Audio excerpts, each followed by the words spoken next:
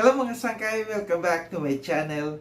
Ito po muli ang inyong sangkay na sa Sangkay Loans muling nagbabalik. Kumusta? Kumusta kayong lahat? Sana nasa maayos na kalagayan ng lahat. Mapadito sa Pilipinas or sa mga nasa ibang bansa, dobling ingat tayo. No? So mega love shoutout sa inyong lahat. Sa Team Sangkay Original, Team Sangkay Sponsors, Team Kalingap, Kuya Val at Edna Kalingap Rob, sa lahat ng aking mga followers, supporters, and subscribers, sa mga lolos, lolas, OFWs, and PWDs. Mega love shoutout sa inyong lahat. And of course, I love you all. Ayan. Kumusta kayong lahat mga sangkay? Mega love shoutout also kay Roel and Rachel. Sa Team Rochelle Community. Sa Team Rochelle Canada Squad 2023. No? Kina Tita Linlin, kay Tita Annabelle, kay Tita Nancy. And mayroon pa yata Team USA, ito kina Tita Ana Hanley, at saka yung iba pa na mga team dyan ng Rochelle. Mega love shoutout sa inyong lahat. Of course, sa Team Kalingap, Kalingap Partners, sa aking grupo, sa Kalingap Watchers, Kaliwat, no? Mega love shoutout sa inyo at saka sa aking mga sponsors. So ngayong araw na ito mga sangkay, gagawa ko ng reaction video. Ito yung part ng programa natin sa Kaliwat, no? Na mag-promote ng mga small YouTubers kahit isang beses lamang sa isang linggo, no? So, ang aking napili ngayon gawa ng reaction video, ito si Rich Falcon TV. So, meron akong video clips na ipapapanood sa iyo. Ito'y patungkol kina Nanay Helen at saka kay Tatay Roel. Sino ba ang hindi makakaalala dito sa mag-asawang ito? So, credit dito kay Rich Falcon, no, sa video clips na aking ipapapanood sa inyo. Sa mga hindi pa nakapag-subscribe kay Rich Falcon, subscribe nyo po siya. Then kung gusto niyo na mapanood ng buo itong video na ito, puntahan nyo po ang kanyang YouTube channel. So tara mga sangkay, panoorin natin. Then after natin na mapanood, magbibigay ako ng opinion or kuro-kuro patungkol dito.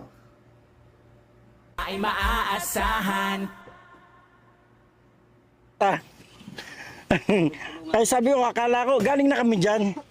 Sinilip namin. Sabi ko, wala. Hindi diniliver. Siguro hindi diniliver. Bumalik kami doon sa hardware. Sabi, tapos na po kami mag-deliver.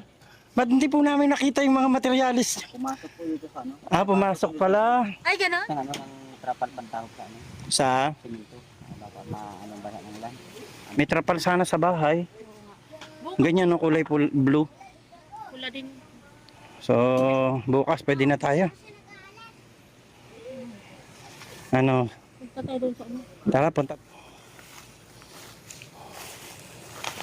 Pero maganda to, maasintadahan na to. Ito na po yung pinahukay natin CR. Okay na po yan. Papantayin na lang yung lalim niya, oh.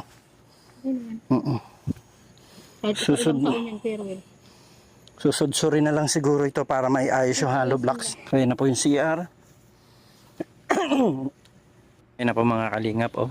Tuluyan na pong humapay yung kubo nila Kuya Ruel, oh. Ito po yung tinutulugan nila mag-asawa. Kaya good thing po na kahit papano ay mauumpisahan na po yung bahay nila. At yan nga po, nakabili na po tayo ng mga materyales. Mayroon na po tayong hollow block, semento, buhangin. Hindi naman tayo mangangailangan ng graba pa sa ngayon. Ayan, at may mga kahoy na rin po tayo na magagamit, mga coco lumber. So ito po ay totally ay ano na ito, for demolition na po ito. Pagka nayari na po yung bahay nila ay lilipat na sila doon. Ito, yumuko na po talaga ng husto.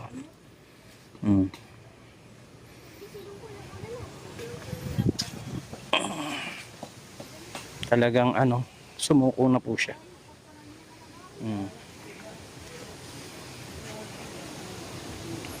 Ayan na po yung kanilang kubo. Ayan, nandito tayo uli kila Kuya Ruel. At ito nga, yung mga pinahatid nating mga materyales ay nandito na. Ayan po, oh. Ang pang ano natin sa kusina ay sa ano, sa CR. At saka pang kahit pa paano pang base natin doon sa pinaka flooring niya. Bali 200 na hollow blocks po yan. So yun mga sangkay, atin na panood yung video clips na aking kinuha mula doon sa upload ni Rich Falcon TV. Muli, credit dito kay Rich Falcon, no? Gaya ng sabi ko kanina, sino ba naman ang hindi makakaalala dito sa kay Tatay Ruel at saka kay Nanay Helen? Na ito yung mga tinulungan ni na Kuya Val, no, na pinatira doon sa farm nila, no, and pinatira doon sa bahay, nagpagawa ng bahay, pero sa kasamaang palad, hindi naging maayos dahil nga medyo hindi maganda ang nangyari dito sa kay Tatay Ruel at saka kay Nanay Helen, no. Pinauwi ng Mindanao ni na Kuya Val, pinamasayan na Kalingap Rab, pero bumalik ulit dito bumalik ulit dyan sa Daet, no. Naawa dito si Kuya Val nung nakita ang kalagayan nitong mag-asawang ito, kaya ang ginawa ni Kuya Val, si Rich Falcon ang pinahawak dito sa kanila, no. So sabi ni Kuya Val na nakakaawa naman, kaya i-vlog ni Rich Falcon para naman makatulong. Kahit ganun ang mga nangyari, hinayaan pa rin ni Kuya Val na matulungan itong pamilyang ito, no. So sa ngayon, nakikita naman natin na masipag naman talaga itong mag-asawang ito, no.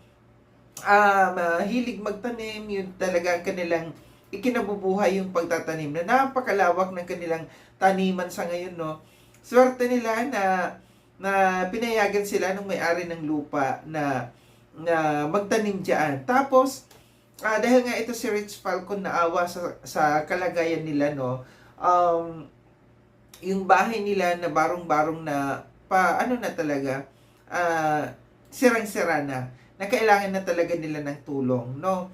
And kagandahan dito, may mga sponsors pa rin, no, na mga nagtiwala dito para paggawaan ng bahay itong mag-asawang ito. Bagamat sa lahat ng mga nangyari, no, na alam ko maraming nagalit dito sa kanila, pero okay lang naman yun, no, kasi nakita naman natin na yung pagsusumikap ng pamilyang ito ngayon, na gusto nila na sila na lang at tahimik, mas okay ito yung ganito, no, tahimik sila. Hindi kagaya dati na para bagang bugbog na bugbog sila, kasi sa dami ba naman ng mga nagva-vlog sa kanila doon sa farm. So ito, tahimik sila, ang nag-aano lang dito sa kanila, si Rich Falcon lang may hawak. Nako-control sila, no? And hinahayaan sila kung anong gusto nila. Yung fashion nila na pagtatanim, nagagawa nila.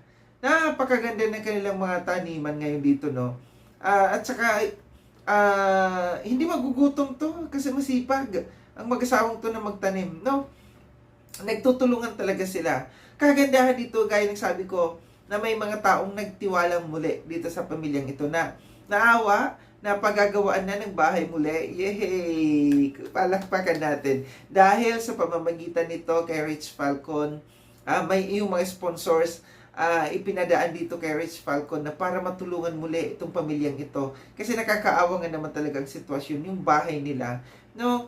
Ngayon, nakita natin, inumpisahan na yung kanilang CR, may butas na, nabutas na ng Poso Negro, and susunod niyan, sabi ni Rich Falcon, nakalikom na siya, meron ng mga hollow blocks, meron ng semento, meron ng mga kukulumber na gagamitin para sa kanilang bahay, no. Sana muli, no, sana hindi na bumalik muli ang sumpong nito ng mag-asawa ito ni Tatay Ruel at saka ni Nanay Helen. Kasi alam nyo, yung tumatak talaga sa akin dito sa mag-asawang ito nung sinampal bigla Tatay Ruel si Nanay Helen, no? Yung sampal talaga sa harapan ni Kuya Val. So yun yung tumatak, hindi lang sa akin kundi sa mga tao, no, sa mga viewers. So sana, ito yung aking sabi na sana ngayon na naiaayos muli ang kanilang pamilya, nabibigyan muli sila ng maayos na tahanan ng mga muling nagtiwala sa kanila ng mga sponsors, lalo na dito sa pamamagitan dito kay Rich Falcon, no. Sana hindi nila sirain